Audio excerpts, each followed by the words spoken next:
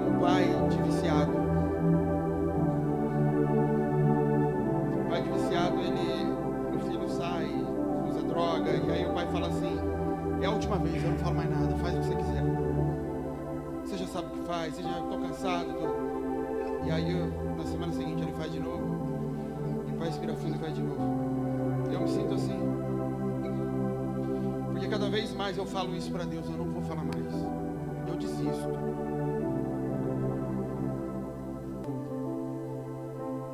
Você já luta em ficar cortando os troncos que sobem, os frutos que saem para fora e não lidam com a raiz.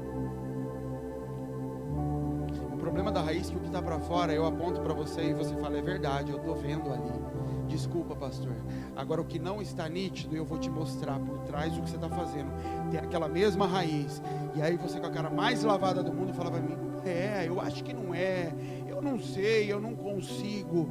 E aí a hora que eu falo para Deus: que se lasque, Deus, que continue fazendo então e que morra. E ontem eu falei isso para Deus: Deus, que morra, eu não quero mais não, pelo amor de Deus. Tenho filha de 5 anos de idade, eu mando ela fazer, ela faz.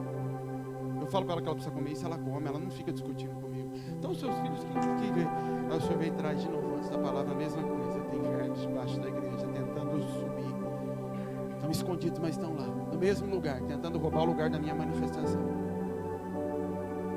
Está na tua mão, querido. Eu não foi. Vocês pensam que eu tenho prazer em vir aqui toda vez enfiar o dedo na ferida dos outros? Porque a minha é enfiada também. Está na mão de cada um. E eu só estou falando isso porque o Senhor trouxe a palavra aqui agora. Vocês não ouviram nada de mim. Isso é individual, é pessoal, e cada um sabe onde isso se aplica em níveis diferentes, em áreas diferentes. Para alguns talvez estão em um lugar da caminhada que nem sabe que raízes são essas ainda. Vão descobrir, estão começando a descobrir.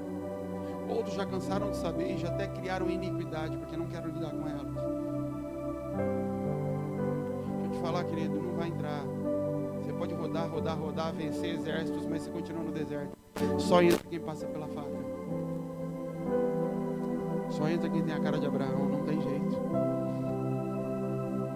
Você pode até me convencer. Se por trás existirem raízes, o Senhor não vai permitir. Porque Ele prova a circuncisão de coração.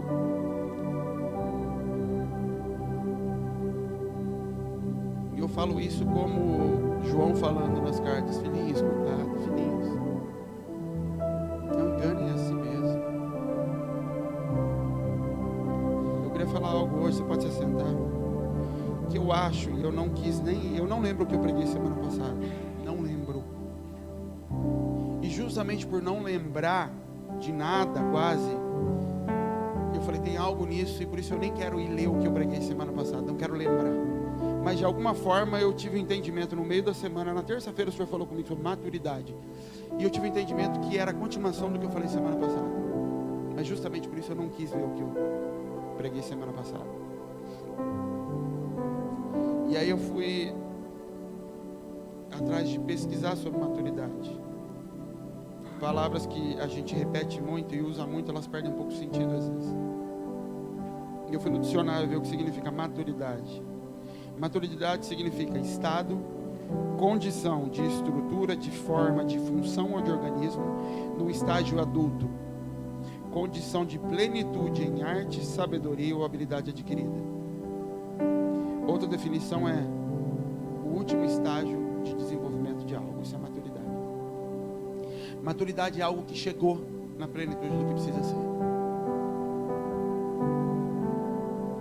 Isso não significa necessariamente que eu não tenho como acrescentar mais nada em cima daquilo, que é um ponto final. Ele é um último estágio. E há muito tempo atrás, eu lembro que isso acontecia com mais frequência, até uns 2 anos atrás. Eu ficava muito irritado, que eu queria que tivesse pessoas mais maduras ao meu lado. E eu lembro que uma vez a gente estava tendo um seminário aqui, depois do seminário a gente teve uma conversa dura ali na mesa, de que no último minuto eu estava tendo que arrumar um chuveiro, e que eu falei: meu Deus, eu me sinto cercado de crianças, eu tenho que me preocupar com tudo. E de um tempo pra cá, não se essas coisas tivessem sumido totalmente, mas é como se Deus tivesse tirado de sobre mim. Talvez eu tenha aberto a mão um pouco disso e deixado, mas como se Deus tivesse tirado de sobre mim a responsabilidade de conduzir pessoas a isso e deixado que o caminho tivesse aberto para que cada um escolha andar em cima disso. Mas tem um tempo, um mês talvez, uns 2 meses, eu tenho andado muito incomodado. Eu compartilhei isso com a Bel, compartilhei acho que mais 1 ou 2 pessoas, falando, meu Deus, até quando? Até quando os mesmos erros? Até quando as pessoas vão patinar na mesma coisa? Até quando elas não vão pelo menos se jogar em choro em cima da própria falha? Porque o problema não é não conseguir vencer, porque a vitória está no Senhor. O problema é defender o próprio erro. O problema é tentar sustentar as motivações pelo qual o meu erro continua. Esse é o problema. Eu já falei várias vezes, Deus não tem problema com pecado. Pecado para Deus é coisa simples. Pai, pequei contra os céus e contra a terra. Acabou. Está perdoado. Deus não tem problema com um Davi que mata o cara. Não que Deus tenha gostado daquilo, mas Deus perdoa. Deus tem problema com um Saul. Não, mas não foi bem assim. Mas é que esse é o problema. Porque o Senhor não consegue entrar, Ele não consegue tocar. E nisso eu não amadureço, eu não passo pelos processos que o Senhor tem para mim. E sem amadurecer eu não consigo cumprir. Eu não consigo entrar. Então o propósito de Deus para mim e para você é que todos nós, e você vai ver Paulo falando isso várias vezes, que o propósito é que todos nós amadureçamos, chegamos em um lugar, cresçamos. Então ele fala de estatura de Cristo, ele fala de varão perfeito, ele fala de uma série de coisas mostrando como um estágio. Ele fala sobre leite para meninos, e eu queria dar comida para gente grande. Ele está falando de estágios o tempo todo, um lugar a se alcançar. Então ele fala, não que eu já tenha alcançado, mas eu deixo as coisas que para trás ficaram e prossigo para alcançar um lugar, para alcançar um estado, um lugar de ser e não um lugar de chegar. Isso é maturidade aos olhos de Deus. Um outro problema só com relação à maturidade é que maturação significa algo sair de sua existência e chegar a um lugar maduro, a um lugar pleno, alguma coisa. Então significa uma mulher sair de um bebê, de um espermatozoide, um óvulo, e se transformar em uma mulher pronta para gerar um filho. Ela é madura quando ela está pronta para gerar filho, ela não é madura quando ela tem filho. A maturidade de uma mulher, e eu não estou falando de mente, eu estou falando do corpo dela, a maturidade é alcançada quando ela está pronta para gerar. E um homem, mesma coisa, maturidade de corpo. Ele chegou naquele estágio, por isso eu disse, não quer dizer que nada pode ser acrescentado. O corpo de um homem continua crescendo, mas ele não tem mais nenhuma área a ser desenvolvida depois que a maturidade sexual chegou. Não tem mais nada do corpo que está guardado para se manifestar. Porque a criança tem coisas no corpo dela, os dentes vão caindo, vão trocando, ou seja, tem coisas ainda vindo, que vão surgindo. Quando ele chega na maturidade sexual, não tem nada mais para surgir. Ele só faz crescer, fortalecer aquilo que já foi manifesto. Então um homem adquire isso de uma forma, uma mulher de outra. E cada um dos frutos, um fruto é isso. Uma árvore joga um fruto para fora, você vê ele pequenininho, ele vai crescendo até que ele se torna maduro. E o que significa um fruto maduro? Ele está pronto para reproduzir. Se ele cair na terra, as sementes dentro dele vão ser absorvidas e vão gerar outro. Um problema da maturidade, e que talvez seja o mais grave nisso tudo, é que antes de amadurecer, eu preciso saber o que eu sou e o que deve ser amadurecido. Porque o risco é eu estar lutando para amadurecer algo que não faz parte da identidade. Então eu olhei para o outro, ou eu aprendi na minha infância que a manga é boa, só que eu sou uva. Mas eu estou lutando para ver uma manga madura. Então eu estou no tamanho certo já, mas eu acho que sou pequeno. Porque o meu modelo, o meu referencial é manga. O Senhor fala, não, você é outro. Por isso que os confrontos que vêm sobre a tua vida e as coisas que são tentadas arrancar, você luta e defende com unhas e dentes, porque fazem parte da tua identidade. E no nosso caso como homens, o problema é um só. Qual é o teu modelo? O que é que você está lutando para amadurecer e para ser gerada dentro de você? Gálatas 4,19 diz assim, eu vou ler para você bem rapidinho. Meus filhinhos, por quem de novo sinto as dores de parto, até que Cristo seja gerado em vós. O que ele está dizendo? Ele está falando assim, de novo eu tenho que ficar sentindo dor de parto por vocês, para que Cristo seja gerado. Gerado é que ele nasça em vocês, para que o amadurecimento venha sobre a identidade dele em vocês. E eu não queria me alongar e abrir muito, mas mesmo depois que essa semente é colocada, ela ainda vai lutar contra outra semente, Esaú e Jacó. Está lá dentro, mas tem outra natureza lutando contra aquela, mas menos mal, porque a de Jacó está lá dentro. O problema é que você tem as duas, eu tenho as duas. Eu tenho a natureza deixada pelo meu pai aqui dentro, querendo amadurecer. E ela quer provar que ela é alguma coisa, que ela existe sobre a face da terra.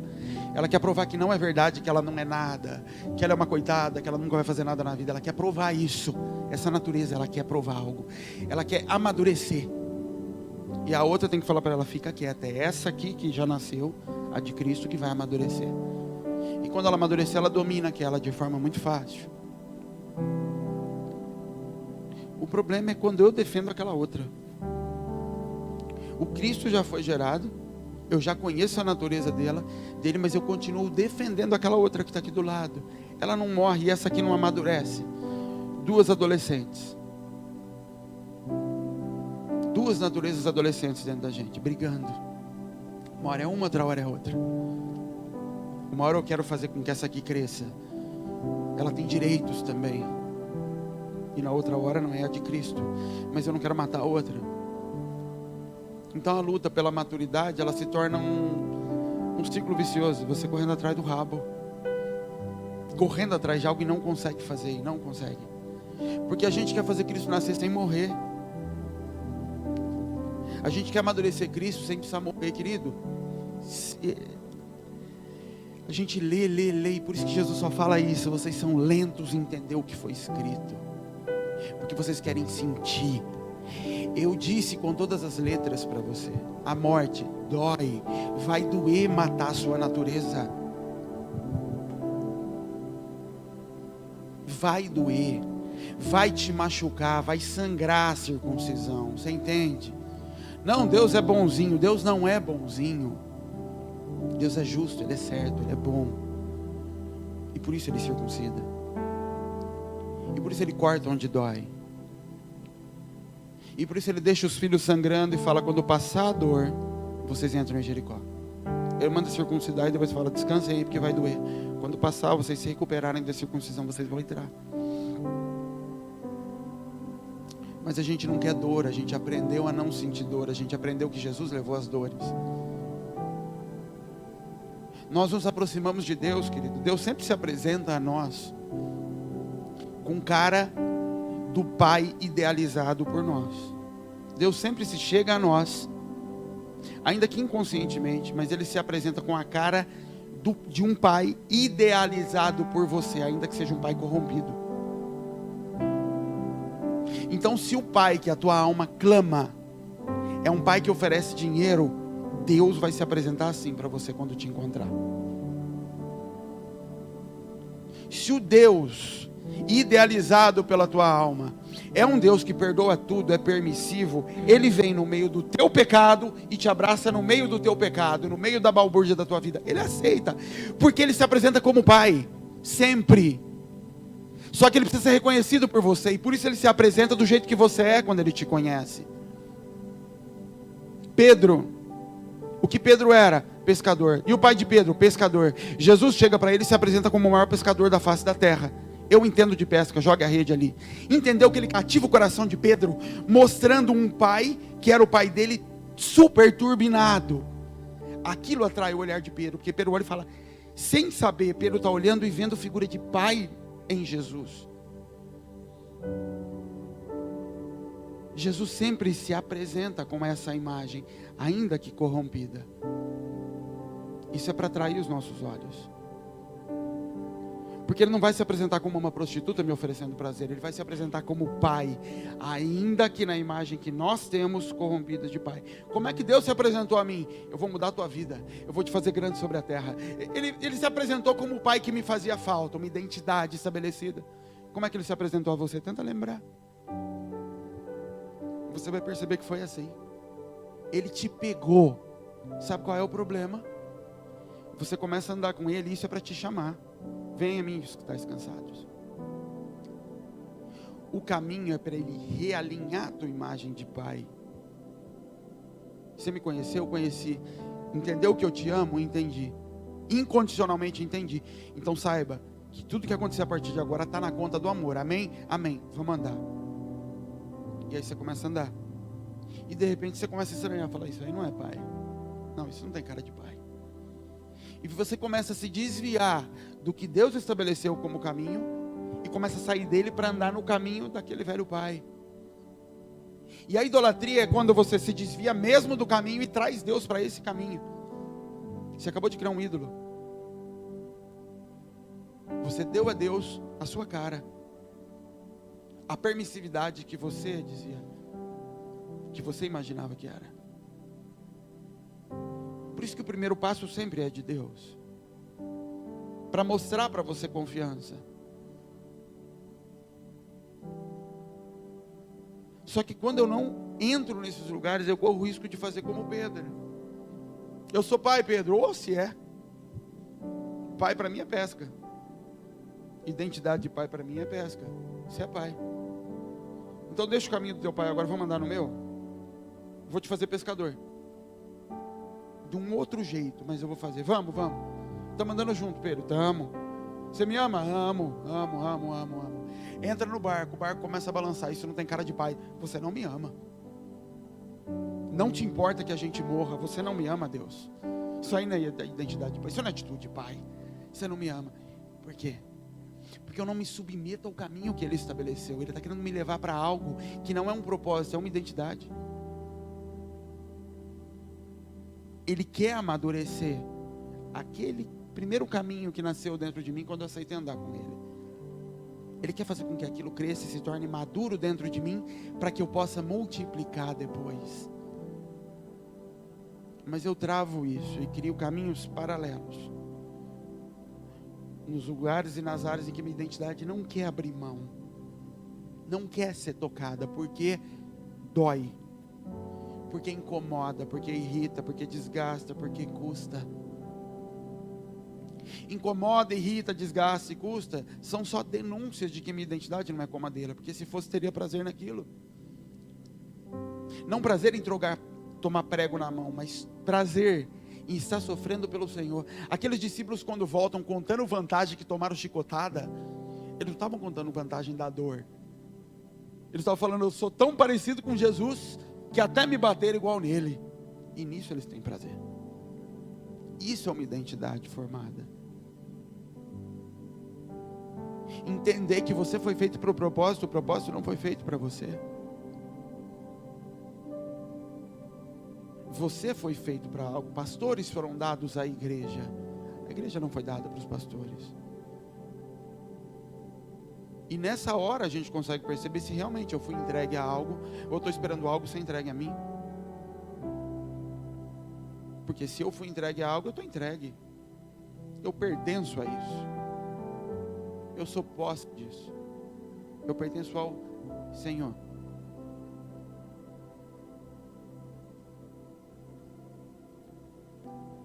Essa luta por sustentar a sua identidade, sua natureza, ela só atrasa. Ela só corrompe a imagem de Deus. E não amadurece nada. E por isso os frutos não vêm. Por isso eu não frutifico, porque eu não amadureci. O fruto é sinal de maturidade. E cada árvore, querido, frutifica em tempo diferente. Amadurece em tempo diferente, isso não tem a ver com tamanho. Uma jabuticabeira pequenininha já está dando fruto. Não tem a ver com o tamanho dela. A maturidade de multiplicação dela é alcançada muito cedo. Mas ela ainda tem muito a crescer. Sim, mas vai crescer dando frutos. É o propósito dela. Aquela oliveira ali vai levar tempo. Aquela oliveira vai levar tempo para crescer. Dizem que 10 anos para começar alguma coisa. É a natureza dela. E como a natureza dela foi transformada, na hora que ela está vinculada à terra, ela suga da terra exatamente o que ela precisa para a natureza dela. Nós somos enxertados em Cristo, a Bíblia fala, e esse é o problema. Uma laranjeira enxertada numa videira, e o problema é a laranjeira continuar querendo gerar laranja, continuar brigando com a vide, porque quer receber aquilo que uma laranjeira precisa, e a vide fala: não, querido, você está enxertado em mim, é verdade, mas a raiz é minha. Quem nutre sou eu. Quem decide o tipo de nutriente que chega até essa ponta do ramo é a raiz, não é você. Talvez você esteja lançando raízes fora da raiz de Cristo para alcançar a terra e buscar aquilo que ainda nutre a tua velha natureza. Não existe problema com a velha natureza. O problema é você lutar por sustentá-la. Não tem problema com ranger os dentes que não gosta. O problema é defender o inferno. O problema é defender a velha natureza o tempo todo. Por isso ela não cai. Por isso eu não amadureço. Por isso os frutos prometidos pelo Senhor não chegam. Por isso eu não frutifico nos lugares onde eu estou. Não faço a mínima diferença. Posso falar, ganho um tapinha nas costas, mas não faço diferença. Eu estou frutificando em lugares que eu nem sei o que está gerando de fruto. Isso eu estou falando assim, eu estou lidando com você de um jeito, por um tempo que eu preciso. Porque o Senhor vai nos amadurecer de formas diferentes. Agora, se eu não me submeto a tá bom, e se eu não olho para isso, de saber que está sendo frutificado como esterco, eu não vou entender que o propósito final é Cristo gerado em mim. Para alguns, o Cristo gerado em mim, quando Paulo fala, e eu entendo quando Paulo fala, eu considerei tudo como esterco, e ele está falando, e eu estudei, e eu andei com Gamaliel, e eu era mestre, eu era isso, eu era aquilo. Ele fala, mas tudo isso é esterco. Eu não entendo que ele fala, tudo isso é lixo, não vale nada. Vale. O que ele está dizendo é assim, como comida, você come, o que tem que ser aproveitado fica, e o resto vira esterco. Ele está falando assim, eu andei com Gamaliel, eu estudei, eu sou benjamita, eu sou isso, aquilo. Tudo isso foi só um pacote de alimento para entrar em mim, Cristo ser gerado, o resto é esterco. O que vale no fim é Cristo ser gerado. Em tudo que Deus colocou sobre você, Ele colocou ministério de louvor, Ele colocou ensino, Ele colocou conhecimento, Ele colocou tudo isso, os caminhos por onde você andou, você ir cuidar de pobre na rua, você ir para a África, você tudo, e pegue o tudo como o caminho que Ele colocou. Tudo isso Ele fala, isso aí tudo você vai comer, você vai andar. O propósito no final é que tudo seja jogado fora e Cristo tenha sido gerado. As dores que o Senhor propõe na tua vida, o pão amargo que Ele fala, toma esse cálice amargo, meu filho. Não é pelo cálice. O resíduo do cálice vai embora, no fim Cristo é gerado em mim. Por isso que você acreditar que tomar o cálice cumpre algo para Deus, não funciona, não resolve nada, se Cristo não estiver sendo gerado. Se você continuar sustentando uma natureza antiga dentro de você, Ele fala, você está tomando cálice amargo à toa. Você está se matando de jejuar à toa, você está se matando de orar, de ler, você está morando na casa à toa, você está obedecendo, está todo mundo fazendo à toa. Se continua sustentando uma raiz paralela ao lado, porque o propósito de tudo isso é que Cristo seja gerado em mim, e Cristo não vai dividir lugares, e Cristo pode estar morando dentro de mim, mas ter moradas que Ele ainda não pôde arrumar, que Ele não pôde preparar,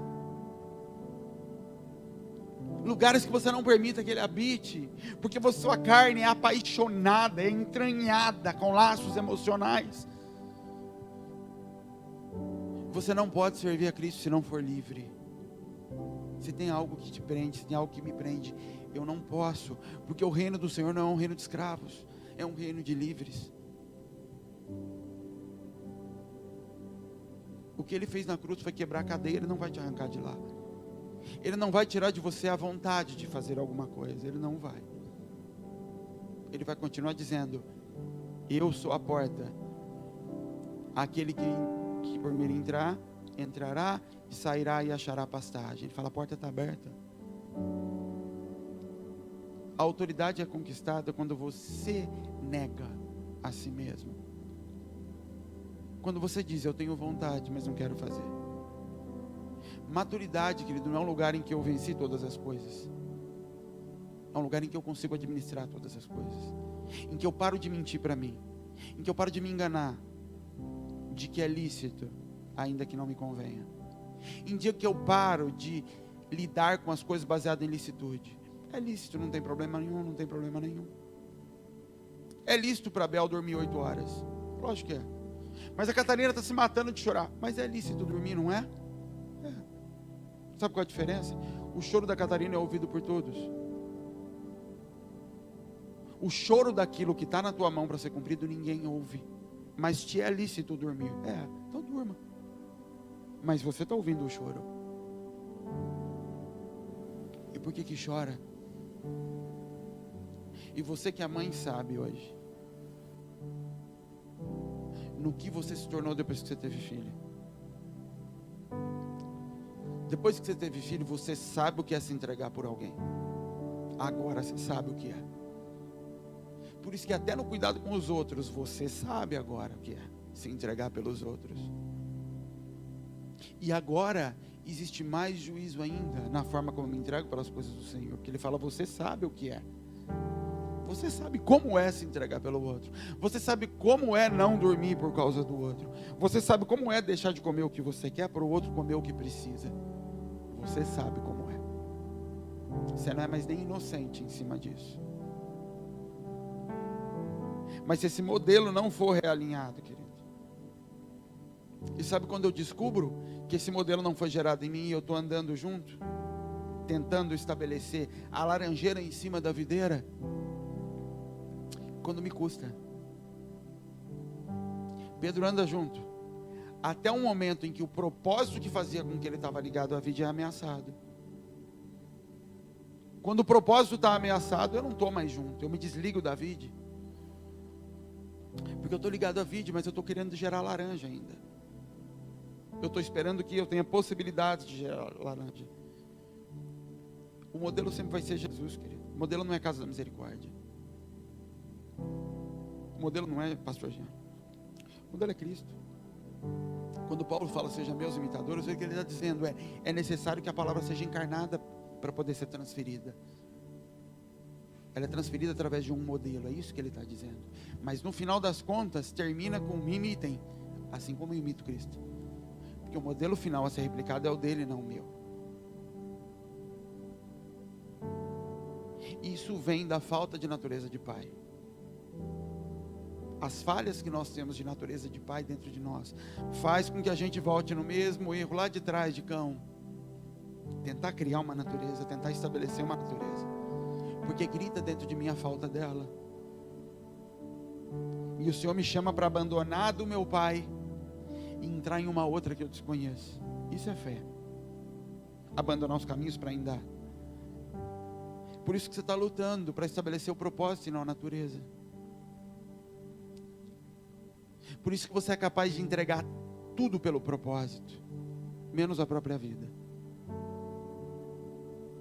Como Pedro, eu estou disposto a matar por Jesus. Arranca a espada, eu não estou disposto a morrer por Jesus.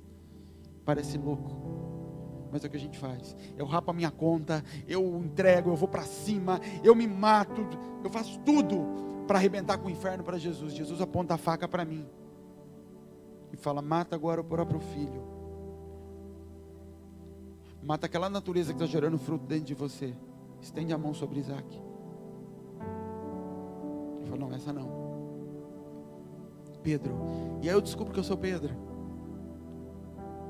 Que eu estou andando com Jesus. Pelo Pai que Ele manifestou lá no começo, pela multiplicação do peixe. Eu estou andando com Jesus pelo propósito que Ele me prometeu. Não por uma natureza. E Esse é o filtro na nossa vida, querido. Todas as vezes que a gente se revolta contra Jesus, a gente luta para estabelecer o próprio trono. Tem um texto que eu queria que você abrisse, 1 Reis, capítulo 1.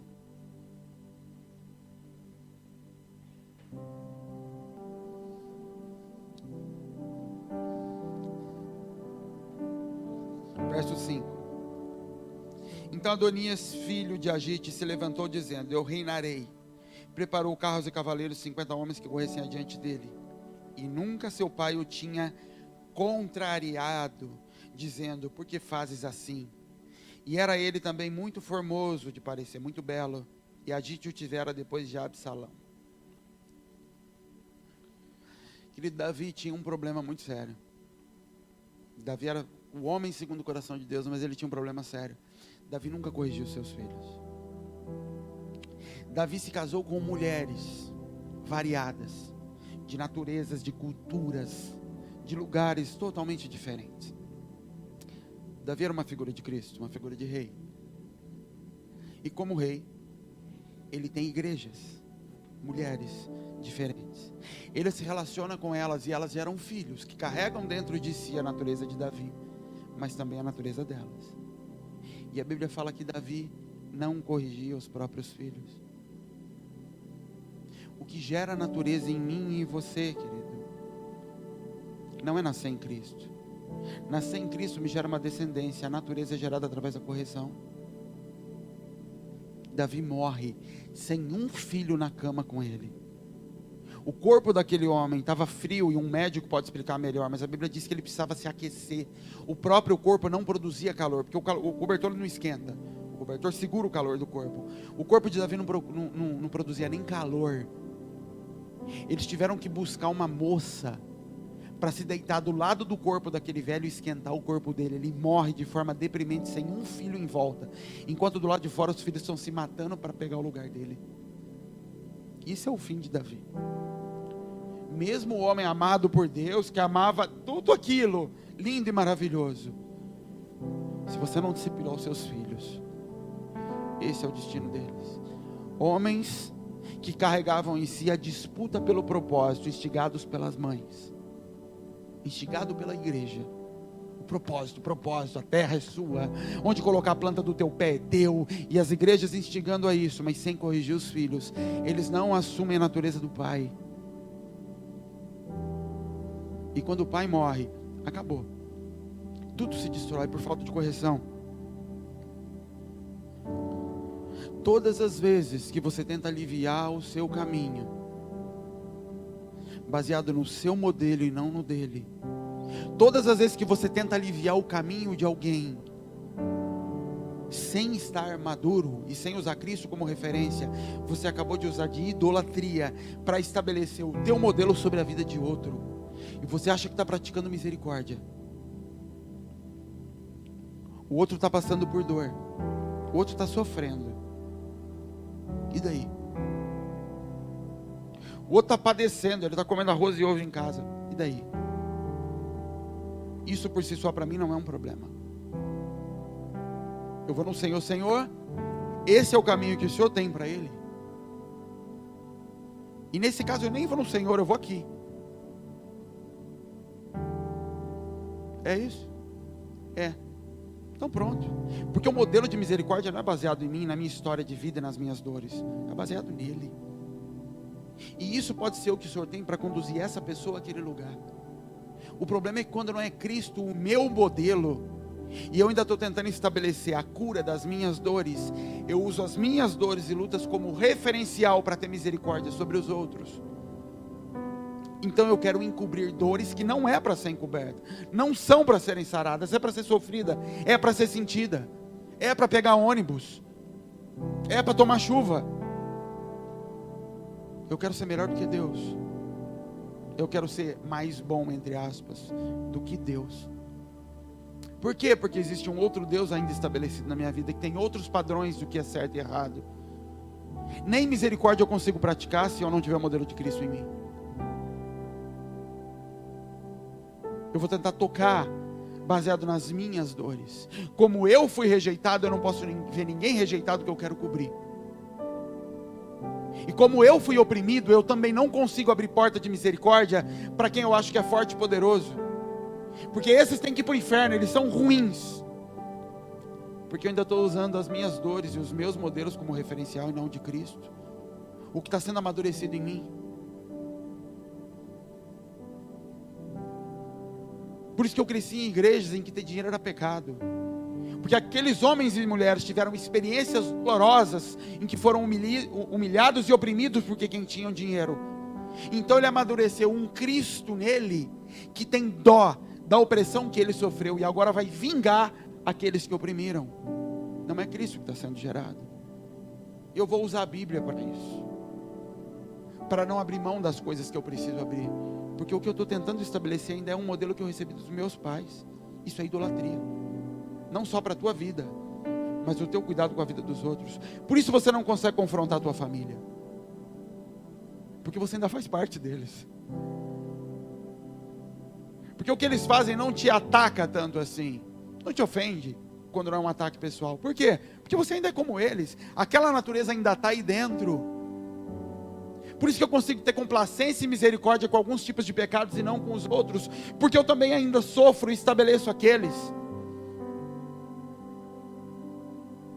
E sou intransigente, duro e quero juízo sobre outros tipos de pecado, porque aqueles oprimiram o velho eu. Por isso Paulo diz: sendo livre de todos, me fiz servo de todos. Eu só posso servir a todos, judeus e gregos, se eu for livre de todos, livre da natureza de todos. Senão eu continuo sendo obrigado a alimentar e servir aquelas mesmas coisas. O estágio final disso, querido, é eu estar andando com Jesus para estabelecer o meu próprio reino. Imagina, pastor, pode, você pode estar, eu posso estar. Tem um texto que me arrepia até quando eu leio, tem história nisso. Lê 2 Samuel comigo, querido, capítulo 15. Vamos ler. E aconteceu depois disso que Absalão fez aparelhar carros e cavalos e 50 homens que corressem adiante dele. Também Absalão se levantou pela manhã, parava em uma beirada do caminho da porta. E sucedia que todo homem que tinha alguma demanda para vir ao rei a juízo, o chamava Absalão assim e lhe dizia: de que cidade você vem? E dizendo ele: de uma das tribos de Israel é o teu servo. Então Absalão lhe dizia: olha, os seus negócios são bons e retos, porém não tem quem te ouça da parte do rei. Dizia mais Absalão: quem me dera se juiz na terra eu fosse, para que viesse a mim todo homem que tivesse demanda ou questão, para que eu lhe fizesse justiça. Sucedia também que quando alguém se chegava a ele para se inclinar diante dele, ele estendia a sua mão e pegava dele e o beijava, e dessa maneira fazia Absalão a todo Israel que vinha ao rei para juízo. Assim, roubava Absalão o coração dos homens de Israel. Esse homem era irmão de Adonias, aquele que não era corrigido. Esse homem era filho do homem que tinha o coração segundo o coração de Deus. Ele era filho do homem que estabeleceu o maior reino que Israel já teve. Ele era filho do homem do Davi. Ele estava na melhor casa que alguém podia estar. Mas dentro dele ainda tinha a natureza da mãe. Então sabe o que ele fazia? Ele saía de dentro do palácio, onde ele não recebia, mas era para estar sendo corrigido e discipulado, na casa do pai. Ele saía da porta do palácio, andava pelo caminho que dava, então tinha uma estrada, na época não era como aqui, cheia de cruzamentos, era uma estrada. Ele andava por essa estrada até um lugar em que ele não era mais visto pelo pai no palácio. Em uma das curvas da estrada, ele parava na beirada do caminho. As pessoas vinham para trazer os seus problemas para serem julgados pelo rei. Ele parava essa pessoa no meio do caminho. E com meia natureza, ele era filho do rei. Embora não tivesse a natureza do pai, tivesse a da mãe ainda. Mas a metade real ele tinha. Ele começava a conversar com esses homens. Você vai para lá? O que você vai fazer lá? Eu tenho esse problema. E ele se apresenta com as credenciais de filho do rei. Mas ele começa a criar um caminho, ele fica à beira do caminho, criando uma vertente do palácio. Se você vier em mim, Se eu tivesse autoridade para isso, eu ia cuidar dos seus problemas. E a Bíblia fala que com isso ele vai roubando o coração das pessoas. Ele facilita a chegada até o rei. O rei tinha uma fila de pessoas para lidar, ele tinha prioridades. Esse homem facilita as dores das pessoas, baseado na sua própria natureza.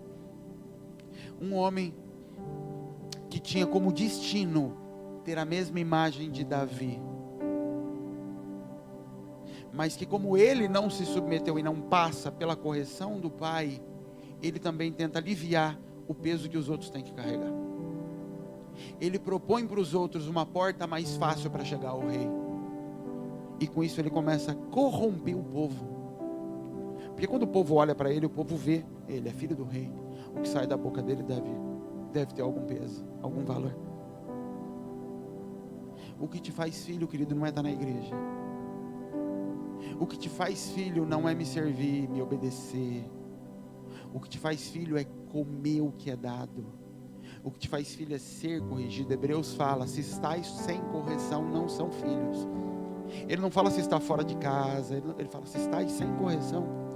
Porque o que me faz filho é a correção. Jesus aprendeu obediência pelo sofrimento. O que me põe nesses lugares é a correção que eu recebo. O que me permite que o modelo correto seja dado para que o amadurecimento ocorra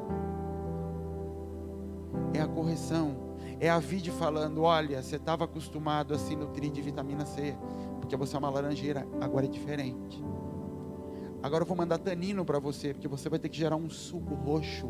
E você rejeita e fala, não, isso aí não tem nada a ver. Isso não tem nada a ver com a doçura na boca do outro lá, porque o propósito é ser alegre para o outro, isso é o propósito da uva, do vinho.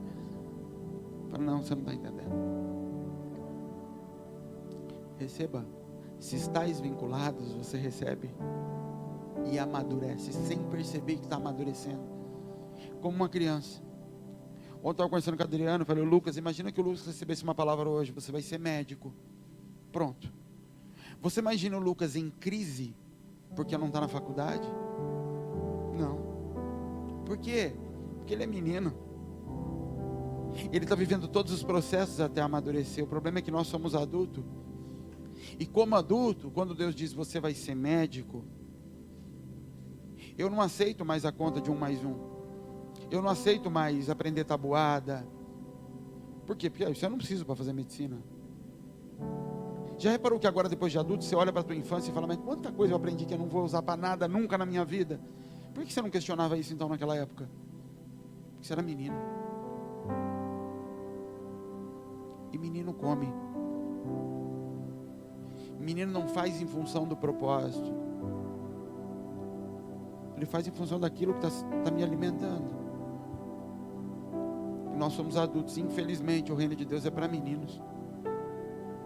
Se não for com menino, você não vai conseguir enxergar esse lugar. Porque Cristo tem que ser gerado, Ele é gerado através do que Ele põe na mesa para mim. Ele é gerado através da natureza que Ele empurra para cima de mim. É que a gente aprendeu que dor não faz parte de Deus. Porque gostar de dor ninguém gosta, eu não gosto. O problema é que dependendo do pai que você teve, dor não faz parte de pai. Lembra que Deus te chamou sem processos de dor? E foi aquilo que te atraiu? Então, quando a dor vem, epa, não é o pai. Ele fala, não. Eu já cheguei, já te provei que te amo, já te libertei, já te salvei, te dei quando você não merecia. Lembra? Então confia em mim agora, confia. Vamos andar junto? Não tem onde dormir, o filho do homem não tem onde repousar a cabeça. O que eu te garanto é que quando chegar a noite a gente vai encontrar onde dormir. Você confia em mim? Confia. Tá. Você não vai ficar ansioso também, porque a gente não tem o que comer. Mas o que eu te garanto é que quando chegar o almoço, alguma refeição vai ter preparada para a gente. Você confia em mim? Confio. Então vamos. Isso é o caminho com Cristo. Confia em mim. Lembra que eu já mostrei para você que eu sou Deus. Lembra, Israel, das coisas que eu fiz no Egito.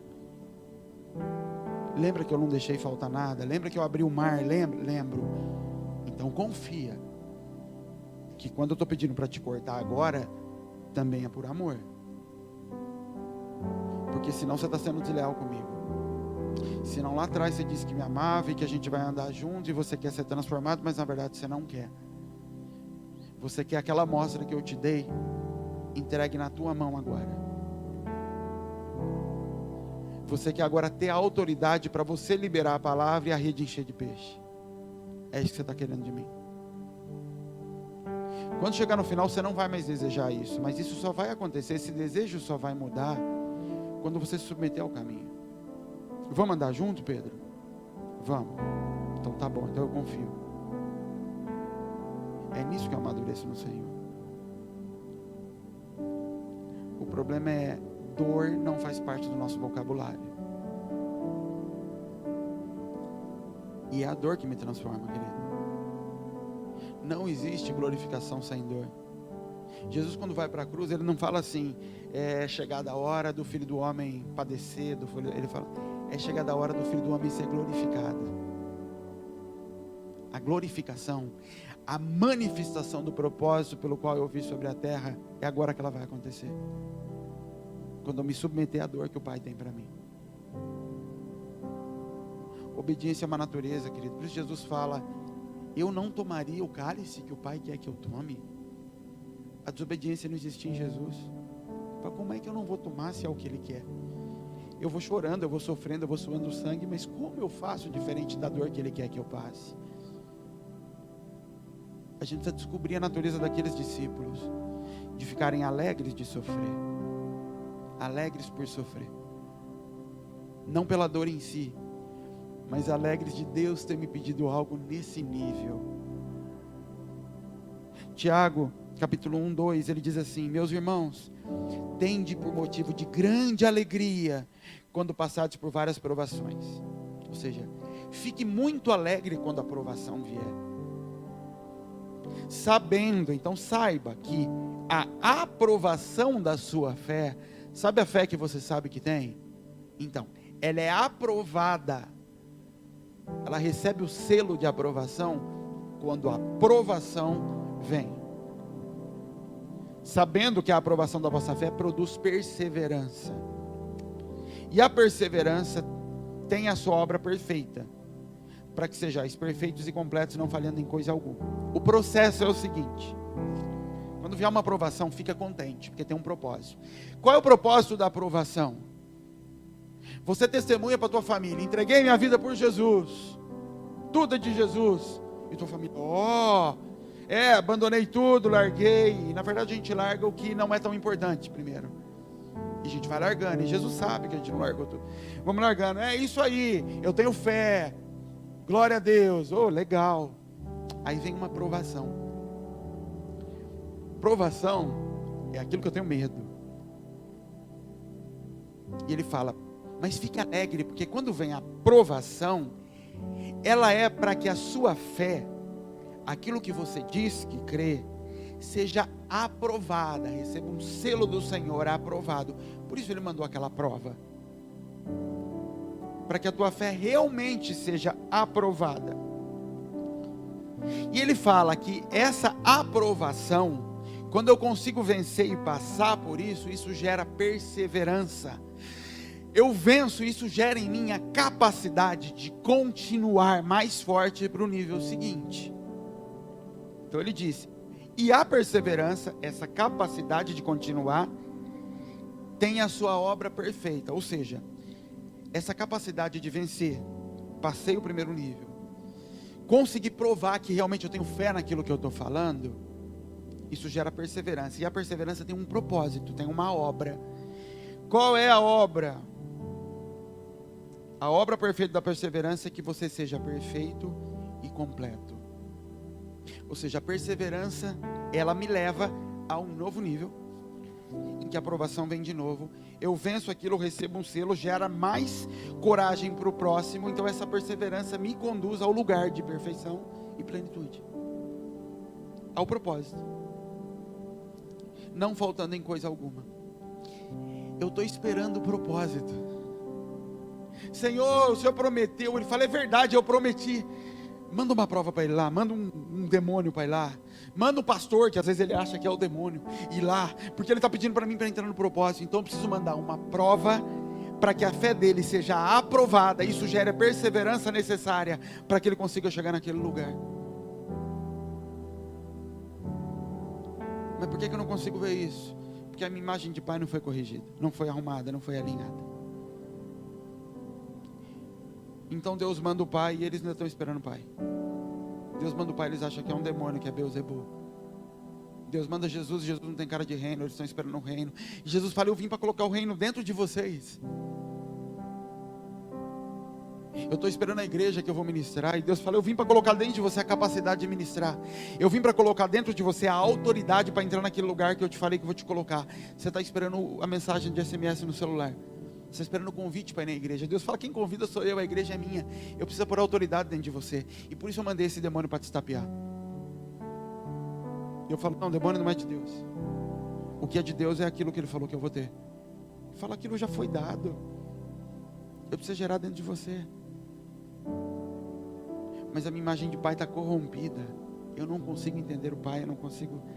Querido, a dor na carne é o maior testemunho do trabalho de Deus na minha natureza. Você quer saber se Deus está trabalhando na minha natureza? É porque está doendo. Sabe quando que a pedra sente pancada? Não é quando ela está na natureza, é quando ela começa a receber uma talhadeira e um martelo. A forma dela está sendo trabalhada. Nesse minuto está doendo? Não. Sua natureza não está sendo tratada, não está sendo tocada. A única forma do Senhor mudar essa carne é apertando ela, é arrancando dela. Se tem outro jeito, e eu não estou nem espiritualizando, estou falando natural, dá para entender que a dor é manifestação de tratamento do Senhor na carne. No espírito, crescimento, maturidade espiritual, dom, isso é outra história. Isso eu conquisto em consagração, isso eu conquisto de outros jeitos. A autoridade de Jesus, os dons de Jesus, aquilo ele recebeu num sopro. Uma carne capaz de suportar aquele povo rebelde e levar a palavra. Aquela carne é tentada, não é quando é testada, é aprovada, ela amadurece. Não é quando Deus sopra no ventre de Maria. É quando Jesus obedece um José. É quando Jesus enfrenta o cão no deserto. É na carne. É por isso que às vezes eu vou na tua carne. E aí essa hora você quer espiritualizar. Pelo amor de Deus, arranca o espírito dessa hora. Eu estou falando do teu caráter. É na carne que está tentando arrancar, não é no espírito. O espírito está pronto, a carne que é fraca. A carne que precisa ser fortalecida todo dia. Mas eu luto para sustentar. O problema é só o tempo que a gente perde. Como a gente posterga as coisas. E o pior, como a gente se engana. E continua se enganando. Jesus vira para Pedro, vira para os discípulos, vira para Pedro e fala assim: Pedro, quando você se converter, fortalece seus irmãos. Você imagina, isso acontece aqui às vezes. Você acha que está voando. Pô, eu achava que estava bem, aí eu vou em você dar uma palavra e falo: porra, eu não sei mais o que fazer, eu achava que estava tudo bem. É Jesus para Pedro. Ó, quando você se converter, como assim quando eu me converter, você está louco? Eu estou aqui esperando o reino, e Jesus dá uma dessa nele. Pedro traz Jesus, todo mundo traz Jesus, não é Pedro? Todos traem Jesus. Todos que tinham confessado: eu não te largo por nada, porque Pedro disse, e todo mundo concorda com Pedro. Ainda que todo mundo te abandone, eu também não vou te abandonar, Pedro. É Jesus. E os outros falam: a gente também não abandona não. Abandonaram. Jesus se apresenta para ele, chama de volta, expõe Pedro na frente de todo mundo. Pedro fala: é verdade, eu não sou nada, está tudo certo. Vamos andar junto? Vamos. Isso João 21. Atos 1, capítulo seguinte. Passa 4, 5 versículos, eles viram para Jesus e falam assim: quando é que você vai estabelecer o reino em Israel? Não entenderam nada. Eles continuam pedindo o tal do reino. Vocês não entenderam nada. Mas vocês se submeteram a tudo que eu dei. Vocês comeram tudo que eu dei. vocês não se rebelaram, vocês não foram embora como os outros todos que foram, vocês ficaram na mesa. Aí chega o tempo, aquilo se manifesta. É disso que aquela parábola fala. Tem 2 filhos, 2 servos, eu não me lembro. E o dono pede, o pai pede para eles fazerem uma coisa. Um fala, não vou fazer, e faz. O outro fala, vou fazer e não faço. De quem se agradou? Do que ficou na mesa falando que estava comendo, mas estava escondendo a comida? Ou daquele que foi embora e voltou depois que o pai não estava, falar, deixa eu comer essa desgraça aqui, eu não gosto, mas tenho que comer? É do que comeu. Esses são os 12, os 11. Parece Deus, eu imagino Deus rindo às vezes. Imagina Jesus quando ele fala, quando vai estabelecer o reino? Ele fala, acabei de ter uma conversa com vocês, vocês acabaram de me abandonar, voltaram então de novo falando do reino. É vocês que eu quero, não é o propósito. Deus essa hora está falando, esquece o propósito, o meu propósito é você. Meu propósito não é igreja, meu propósito não é viagem, meu propósito é você. Por acaso, quando eu te tiver, eu vou pedir para você ir fazer a mesma coisa em outras pessoas. Por acaso eu vou fazer a mesma coisa. Mas não é o propósito. A essência do propósito é a sua natureza. Se a gente não entrar nesse lugar, querido, se você não começar a negar o teu velho eu, a tua natureza de laranja, confessar e reconhecer que a sua natureza não sabe esses caminhos, entender que o caminho vai te levar para um lugar que você não quer ir, você não alcança a maturidade. Pedro achava que estava maduro porque recebeu autoridade, porque recebeu a palavra que vai ser líder, porque falava em nome de todos os discípulos, já ocupou um lugar à frente do ministério. Então Pedro achava que estava maduro, até que ele cai, nega tudo e descobre que não é nada. Aí Deus fala para ele, Jesus fala com ele, deixa eu te falar, quando é que você vai estar maduro? Você não entendeu? Você acha, Pedro, que você está maduro porque você já conduz as pessoas? Você acha que você está maduro porque você tem revelação? Você acha que você está maduro porque os dons estão se manifestando? E porque eu já disse que você vai ser o líder de tudo. Sabe quando você vai estar maduro, Pedro? Quando você parar de justificar você mesmo.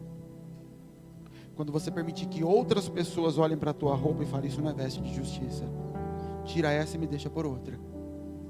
Outros te vestirão e te justificarão.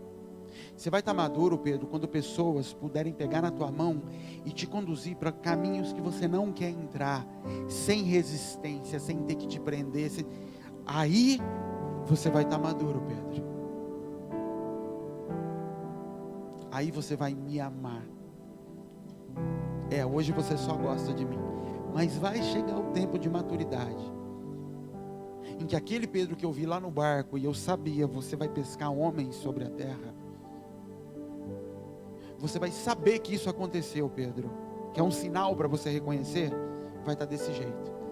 As pessoas vão chegar e falar assim, essa veste não está certa. Você vai falar, não está. Não, deixa eu trocar, troca. As pessoas vão falar, sai desse lugar, eu tenho outro lugar para te levar. Você vai entregar a mão e vai se permitir ser conduzido. Ali você vai estar maduro. Maduro não é na plenitude do que você tem que ser.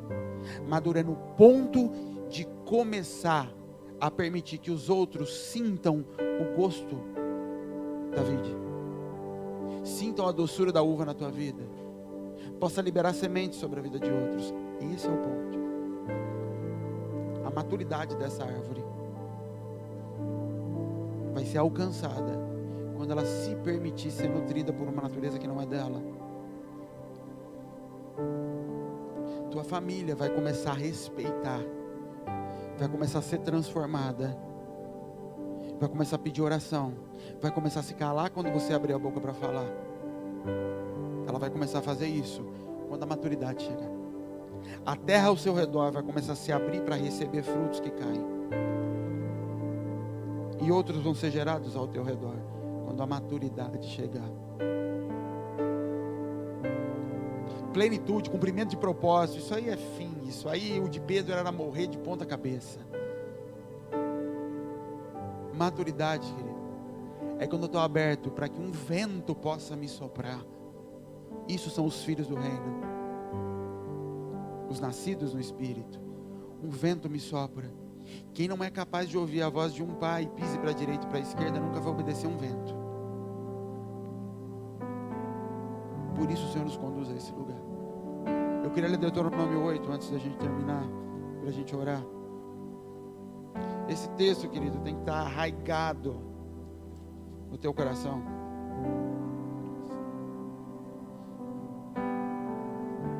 Deuteronômio 8, 2.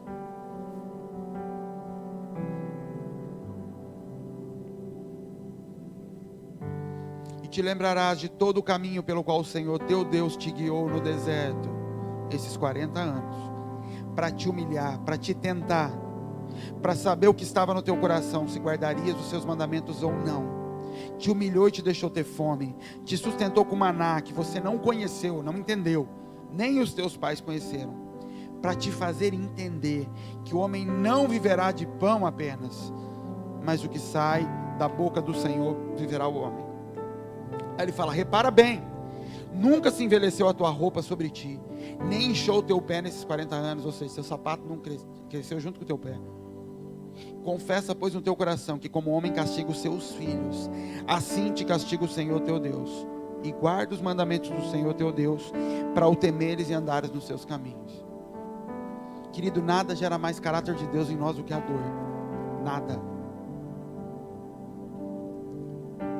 E Deus já eleva o fogo a um ponto, a um extremo que eu acho que vou derreter. E eu já falei aqui várias vezes que eu já falei para Deus, você vai me matar, você quer me matar, então mata. Que é para só sobrar ouro, para a escória toda subir, para toda aquela natureza velha subir. Homens fortes custam a morrer. Esse é o problema. Deus taca fogo e você fica segurando escória. E Ele tem que acender fogo cada vez mais forte, para que você solte e deixe a sujeira subir. E Ele tire a sujeira. Porque Ele não divide a casa com ninguém. Ele não divide a casa na tua natureza com teu pai. Ou logo, logo a gente vai estar cheio de Absalão. Gente que tem a natureza, que tem propósito, que sabe que tem, que já desenvolveu coisas, mas que estão na beira do caminho, abrindo pequenas portas, que facilitam a chegada a Deus. Igreja para rico, igreja para pobre, igreja para quem tem prosperidade, igreja para quem sabe que nunca vai ser próspero, porque aprendeu isso em casa, então ele está esperando o céu. Igreja para tudo. Igreja para mulher que não submete ao marido, então essa igreja aceita as pastoras como líderes. Igreja de todo tipo. Ele vai abrindo portas no caminho.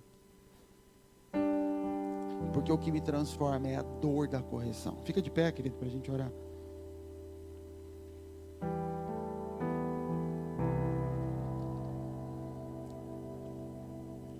Nós precisamos amadurecer. Você não vai chegar na plenitude do que você tem que ser em cada área que você atua no corpo de Cristo. Você não vai influenciar quem está do lado. Você não vai gerar frutos. Você não vai ter o sabor que é para ter. A manga azeda. Uma uva que ainda não está pronta. Está na aparência, mas não tem sabor. E não multiplica. Você não vai chegar nesse lugar sem dor. Se fosse possível, Deus não tinha dado uma cruz para Jesus. Eu não acredito que Deus ia escolher o pior caminho possível para Jesus. Ele escolheu o necessário.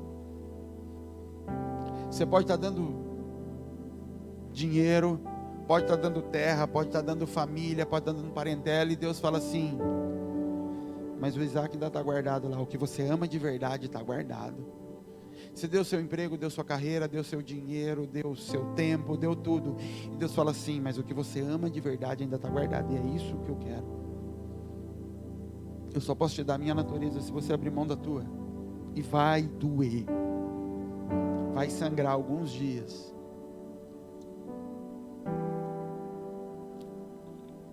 Talvez, querido, você ainda esteja andando com um velho homem aí dentro que você não colocou na cruz. O problema não é estar na cruz. estar vivo na cruz. Porque na cruz você vai passar horas morrendo ali, dias, meses, de forma literal, é um período morrendo na cruz. O problema é que você pode não ter colocado esse homem na cruz, ter convidado ele para viver ministério com você, ter prometido a ele um cargo no reino, ter prometido para uma velha natureza sua que ela vai ser saciada quando o propósito acontecer, que aquele seu desejo de uma casa linda vai ser saciado quando o propósito acontecer. E não tem problema Deus dar uma casa. O problema é quando a velha natureza está agarrada, esperando. Quando é que você vai estabelecer o reino mesmo, Jesus? Eu não vou estabelecer por você, querido. Se fosse só você sobre a terra, eu já tinha te trazido para o céu. Você só está aí ainda porque tem gente que precisa daquilo que você vai ser. É por isso que você está na terra. Porque seus filhos precisam, filhos que você nem conhece ainda, estão esperando, estão sofrendo. Porque tem gente em lugares da África que você nem sabe, que estão sendo estupradas agora. E eu preciso que você amadureça logo, pelo amor de Deus, para interceder naquele lugar. Mas amadureça e pare de me perguntar quando é que você vai ganhar um carro. Amadureça e pare de perguntar para Deus quando é que eu vou comer, quando é que o reino me vai ser devolvido. Ele fala, não é por você que eu estou fazendo isso. Se fosse por você, eu te salvava e te trazia. É por aqueles que não foram alcançados. E para te transformar no Cristo, você precisa crucificar esse homem. Talvez esse homem está vivo aí dentro ainda. Eu nunca crucifiquei ele, Deus. Eu botei um homem lá, botei algumas coisas lá, mas ele continua vivo aqui. Ele já foi açoitado, ele já foi roubado, assaltado. Eu já entreguei ele a várias coisas, mas ele nunca foi crucificado. Ele não está na cruz. Então eu não estou na cruz com Cristo. E por isso eu ainda vivo, e não é Cristo que vive através de mim. Porque para que Cristo viva através de mim, eu preciso estar crucificado com Ele. As minhas paixões colocadas na cruz. E vai parar de doer quando? Quando o processo da cruz acabar, quando eu morrer. E sabe quando eu sei que morreu? Ele corta aqui. Não dói, sai água e sangue, a igreja é gerada, os filhos são manifestos. Aí eu sei que morreu. Mas o processo de cruz é constante, não saia da cruz. Talvez você tenha que vir até o altar hoje e crucificar o teu homem na cruz. Pode parecer uma coisa idiota, mas talvez você tenha que vir entregar a tua vida para Jesus. Fala, eu entreguei um monte de coisas, a vida eu não entreguei, eu continuo vivo. Eu continuo lutando, me debatendo. Sabe aqueles programas do Discovery? O crocodilo agarrou a gazela. Eu olho e falo, já era. Mas ela ainda acha na cabeça dela que tem chance de escapar. Ela está se debatendo. E eu olho e falo, filha, se entrega. Fecha o olho que vai doer menos. Mas ela acha e ela fica assim, gastando para sair da cruz. E já foi, aquela bocada ali já foi. A diferença é que Jesus não tem boca de crocodilo, Ele deixa a boquinha aberta. Você entra lá, você sai. Talvez a gente tenha que entregar a vida para Jesus hoje. Senhor, eu não entreguei a vida. Eu dei um monte de coisa. Eu estou igual aquele jovem rico. Eu obedeci, eu cumpri, eu dou dinheiro, eu faço obra social, eu abandonei carreira, eu abandonei um monte de coisa. Mas a vida eu não te dei, eu continuo vivo, muito vivo, e perguntando, será que é o tempo do Senhor restabelecer aquele tal do reino que o Senhor prometeu para os meus pais? Eu queria te convidar para entregar a sua vida para Jesus hoje. Senhor, eu me coloco na cruz e deixa queimar. E deixa o prego bater, e deixa o chicote comer, e eu não vou sair da cruz. E no Senhor eu vou encontrar consolo para essa dor toda. Mas eu não vou sair da cruz. Eu preciso amadurecer, Senhor. Eu preciso de uma vez por todas gerar frutos, Pai. De uma vez por todas, Senhor. Eu preciso manifestar aquilo que o Senhor disse que eu sou. Eu preciso que os outros vejam isso. Eu preciso que esse sabor seja espalhado para os outros. Eu preciso parar de viver do rótulo que foi dito a meu respeito. Eu preciso parar, Senhor, de esperar a manifestação daquilo. A manifestação da salvação do mundo, querido, não foi o nascimento de Jesus, foi morte e ressurreição. Você quer a manifestação da promessa de Deus? Morra e ressuscite. Isso não aconteceu o dia que Ele te fez uma promessa. Isso acontece no dia que você se entrega à cruz e fica ali. Se você quer fazer isso, querido, se você quer confessar isso diante do Senhor, e isso é público, nós fazemos publicamente. Jesus não morreu em segredo. Você sai do seu lugar e vamos orar.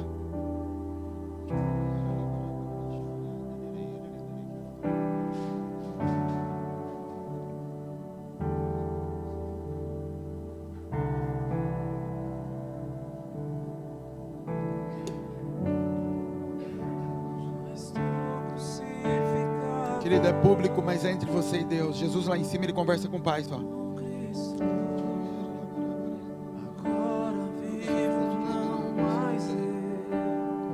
Ele fala: Pai, a Ti entrego meu espírito. Pai, a Ti entrego o que eu não entreguei, Senhor. Pai, a Ti entrego o que eu não entreguei, Senhor.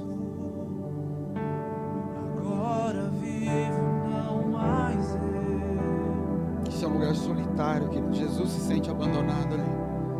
Já estou crucificado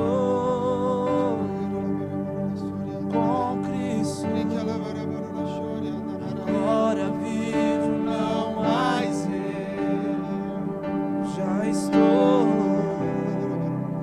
Já estou crucificado com Cristo. Agora vivo, não mais eu.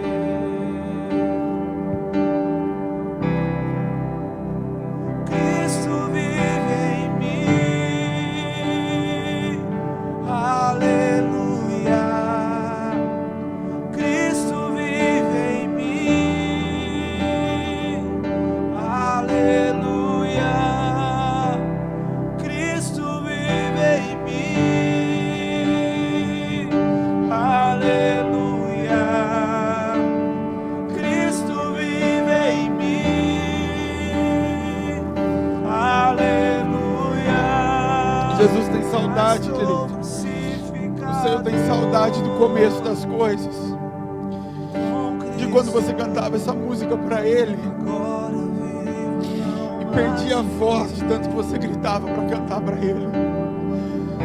De quando você pegava o dinheiro que estava na carteira para ofertar, sem nem saber se ia sobrar para abastecer seu carro, porque você ouvia a dor de alguém. De quando você se perdia na hora das coisas. De quando a alegria era a gente marcar uma semana de oração e todo mundo passava o dia ansioso para ver o que ia acontecer. De quando a gente tinha um quadro de papel lá no fundo, porque sabia que esse lugar ia se encher de profecia. De quando a gente vinha para entregar o corpo para queimar e não vinha com uma salva na mão para receber algo de Deus.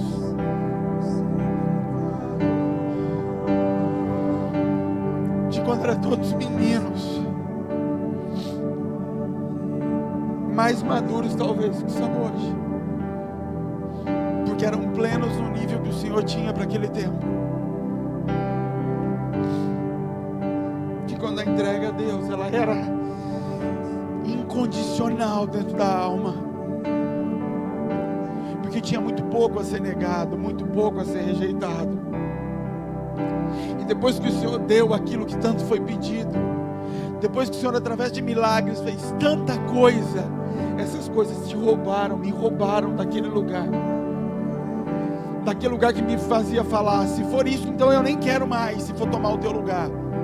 Se isso vai roubar o meu desejo de fazer, eu não quero, nem quero mais. De quando você jejuava de forma inconsequente, irracional. De quando o nosso dia era Cristo, o nosso viver era Cristo, toda hora, como meninos, fazendo farra e festa com o Espírito Santo. De quando os adultos das igrejas vinham aqui, os religiosos, eles ficavam constrangidos do lado de fora, olhando para a nossa cara. Esse bando de menino que não sabe o que estão fazendo. Esse bando de menino que não tem um diploma, mas como é que eu nego essa manifestação na vida deles? De quando pastores queriam me matar, queriam nos perseguir, porque não tinham como negar e não achavam palavra de condenação na nossa boca. Esse é o lugar de maturidade. Esse é o lugar para voltar. Esse é o lugar para entrar, querido. Em que a gente se joga e o Senhor coloca a mão embaixo. Em que isso saia do nível da igreja, do ministério e entre para nossa casa. Em que a gente seja tão ousado para fazer as coisas para o Senhor, dentro do corpo, dentro da estrutura, que como a gente é ousado nessa área, a gente seja com as nossas vidas, com o nosso tempo, com o nosso dinheiro, com o nosso comportamento.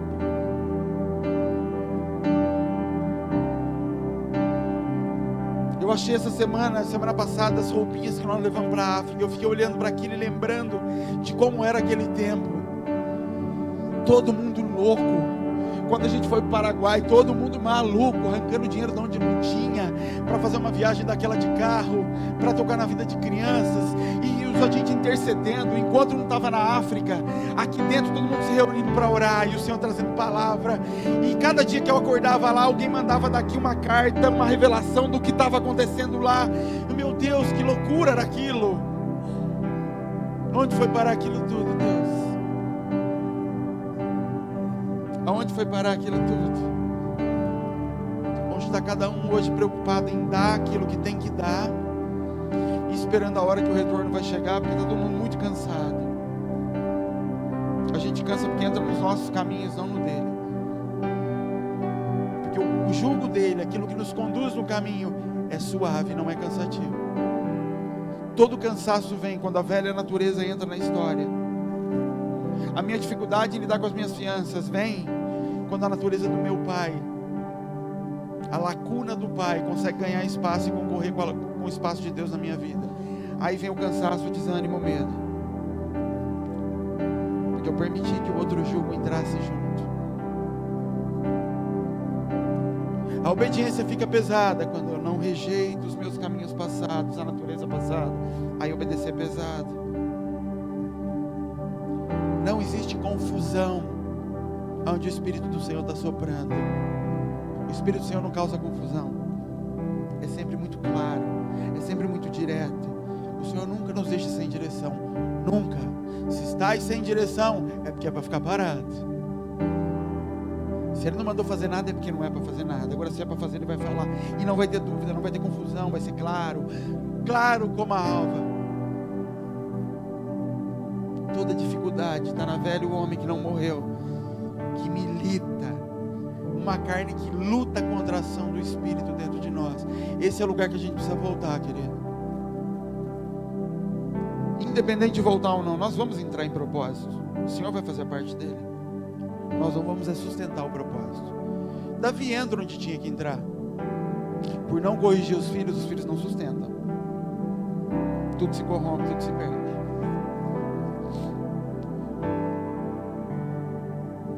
Fala com o Senhor nessa manhã, querido. Fala, Senhor, eu vou voltar a cantar para o Senhor. Eu vou voltar a ser aquele menino, Pai amado, que incomodava.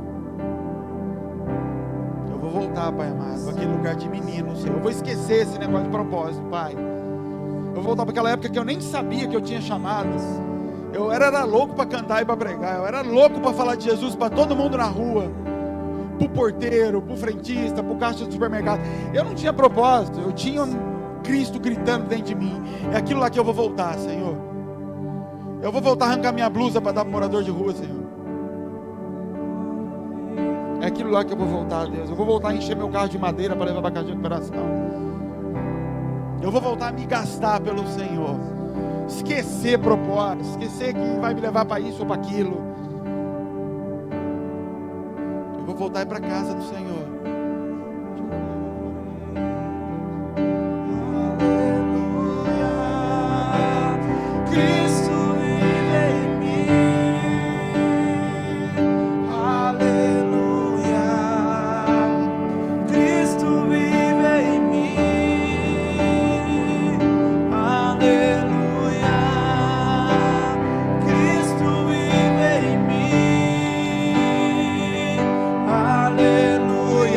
Você para Ele, canta para Ele. Cristo vive em mim, aleluia. Cristo vive em mim, aleluia. Cristo vive em mim, aleluia. Já estou crucificado com Cristo, agora vivo, não mais eu. Já estou crucificado com Cristo, agora vivo, não mais eu. Cristo vive em mim, aleluia. Cristo vive em mim, aleluia. Cristo vive em mim, aleluia. Cristo vive em mim, aleluia. Cristo vive em mim, aleluia. Cristo vive em mim, aleluia. Já estou crucificado com Cristo, agora vivo, não mais eu. Já estou crucificado com Cristo, agora vivo, não mais eu. Eu já estou crucificado com Cristo, agora vivo, não mais eu. Já estou crucificado, já estou crucificado com Cristo, agora vivo, não mais eu. Cristo vive em mim, aleluia. Cristo vive em mim, aleluia. Cristo vive em mim, aleluia.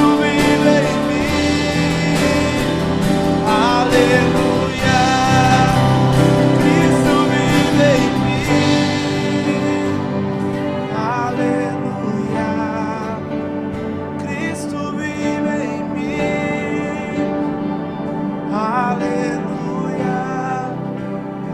Cristo vive em mim, aleluia. Cristo vive em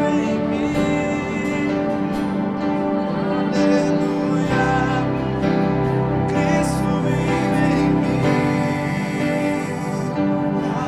aleluia.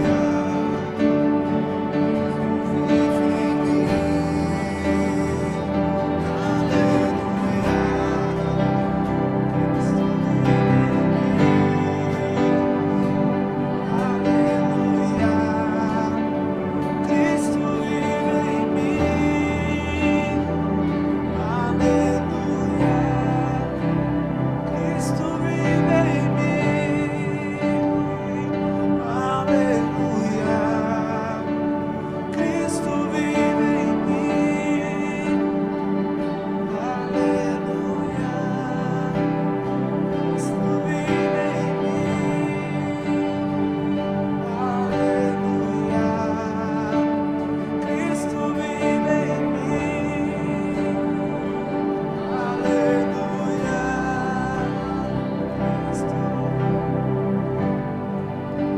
Deixa eu ler um texto aqui, queridos. 2 Coríntios capítulo 9 diz assim: quanto à administração que se faz a favor dos santos, eu não preciso escrever a vocês, porque eu bem sei da prontidão do vosso ânimo, do qual eu me glorio de vocês para com os macedônios. Ele fala, eu não preciso escrever para vocês e ensinar vocês a respeito de como servir os irmãos, porque eu sei de como vocês são, e eu até conto vantagem a respeito de vocês para as outras igrejas que eu vou. que a Caia está pronta desde o ano passado, e o vosso zelo tem estimulado a muitos. Ou seja, essa cidade está guardando recursos, já tem um ano, para receber a visita dos irmãos.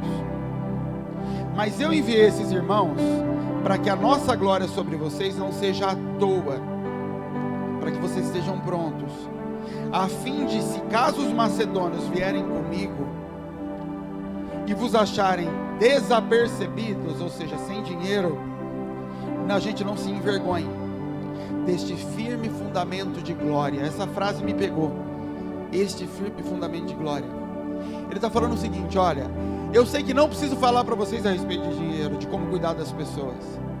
Eu até dou testemunho da vida de vocês nas outras igrejas, mas eu estou mandando gente antes para avisar, para vocês ficarem preparados, porque se eu levar os macedônios juntos, eles chegarem aí e vocês não estiverem prontos, eu vou passar vergonha, porque eu vivo contando vantagens de vocês são muito generosos. Por isso eu estou mandando gente, e eu não quero que seja corrompido esse firme fundamento de glória. Paulo chama a oferta de um firme fundamento da glória de Deus sobre nós. Eu ia gastar uma meia hora hoje falando sobre esses textos, só sobre a oferta, porque me pegou demais isso, mas lê depois na tua casa com tempo e medita. 2 Coríntios 8 e 9, ele só fala sobre isso, e ele chama o fato da gente ofertar e socorrer as outras igrejas de um dos fundamentos da glória de Deus. Deus não quer nosso dinheiro, querido. Adão não ofertava no Éden, entenda isso. Isso tem algo muito profundo por trás, porque Abel ofertava, mesmo sem lei. Abraão dizimava antes de ter lei, ou seja, mas Adão não ofertava. E se Adão é um modelo do lugar que a gente precisa chegar, só que agora através de Cristo, tem algo nisso que Deus está dizendo que, opa, em última instância Deus não quer que eu oferte. O que Ele quer gerar em mim algumas coisas. Primeiro, Ele quer gerar a independência do dinheiro, de que eu saiba que a provisão está na mão dEle, e que no dia que a provisão no meu bolso é retida quando tem alguém precisando, isso denuncia que então o amor dEle não está em mim, que eu não amo o meu próximo como a mim mesmo. Ele quer gerar isso em mim. Ele quer gerar em mim o desejo de saber que alguém do outro lado está comendo graças àquilo que saiu da minha mão. É isso que Ele quer gerar. Ele quer gerar em mim a não dependência das minhas mãos para o sustento da minha vida, porque um homem não pode sustentar a própria vida. A vida vem do céu, e a única coisa que sustenta o que vem do céu, é maná. A manifestação pode ser da terra de baixo para cima, mas vem do céu. O dia que você souber explicar quando vem seu dinheiro, de onde vem seu dinheiro, está fora. Porque o homem semeia e vai dormir sem saber como nasce. Ah, mas eu não tenho como negar que vem do meu olerite. Não vem dali. Meu coração não pode estar arraigado no olerite, na empresa, porque senão o dia que eu perder a empresa, eu perco o meu chão. E aí eu denuncio que o meu chão não está em Cristo, está naquela empresa. Oferte nesses dias que nós vamos para a África, nós vamos lá tocar na vida de pessoas, nós vamos lá compartilhar o que a gente tem aqui. A passagem está paga, nós rapamos todo o dinheiro da igreja, de ontem, de hoje e de amanhã, para pagar tudo. Oferte, você pode trazer seu dízimo, sua oferta, amém?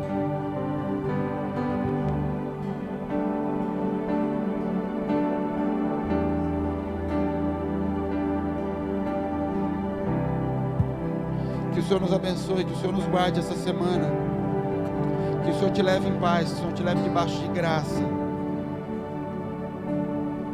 em nome de Jesus. Querido, interceda essa semana. Talvez a gente venha para cá ao longo da semana toda para orar, para fazer o que a gente sempre fez. Nós viajamos no domingo, e eu não quero nada menos, querido, do que aquela primeira viagem para a África foi. Aquilo foi, parecia um conto de fadas, aquele negócio, com todas as dificuldades, aquela loucura de profecia, do Senhor dando palavra, a gente vendo, a gente ria, aqui lá a gente dava risada, era até engraçado, do modo sobrenatural como a gente andava. a expectativa que todo mundo estava. Quem estava aqui era como se estivesse lá, tentando entender o que estava acontecendo lá, pedindo notícia. Isso é o corpo de Cristo, querido. Amém? Deus abençoe, gente.